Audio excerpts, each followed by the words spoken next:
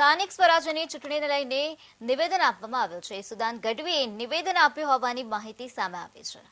આપ તમામ નગરપાલિકાઓની ચૂંટણી લડશે તેવી વાત સુદાન ગઢવી દ્વારા કરવામાં આવી છે। આપ ગુજરાતમાં પણ નગર રાજનું સપનું રહેશે આ પ્રકારની વાત કરવામાં આવી છે। સરકાર પર સુદાન ગઢવીએ પ્રહારો કર્યા છે।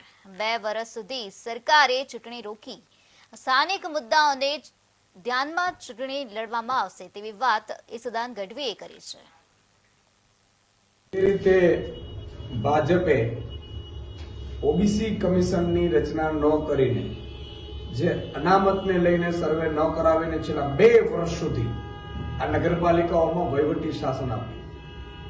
તમે વિચાર કરો, લોકતંત્રની હત્યારી ભાજપ 2 વર્ષ સુધી ચૂંટણીઓ ન થવા, ત્યારે જે ચૂંટણીઓ આવી રહી છે, હું એ નગરપાલિકામાં, તાલુકા, જિલ્લા પંચાયતમાં કે જેમની ઘણો સમયથી મુદત થઈ વહીવટી શાસન આપીને લાઇટ બિલ થી માંડીને ભ્રષ્ટાચારનો ચરમસીમા પહોંચાડી દીધું, લાઇટ બિલ પણ આ નગરપાલિકાઓ ભરી ન શકે એવી હાલત કરી દીધી, એવી ભાજપને આ ગુજરાતના નાગરિકો, નગરપાલિકામાં રહેતા નાગરિકો મતદાનથી જવાબ આપે।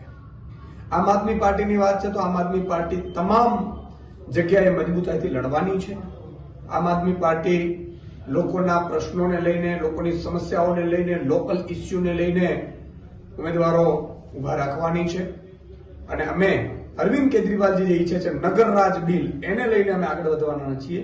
નગરરાજ બિલ એટલે કે જે સોસાયટી નક્કી કરે એ કોર્પોરેટર છે એની ગ્રાન્ટ વાપરશે, ત્યાં વાપરશે, એટલે સોસાયટીઓ નક્કી કરશે નગરરાજ બિલમાં। અને લોકલ ઇસ્યુને લઈને અરવિંદ કેજરીવાલજીની જે વિચારધારા છે એને લઈને આમ આદમી પાર્ટી મજબૂતાઈથી લડવાની છે।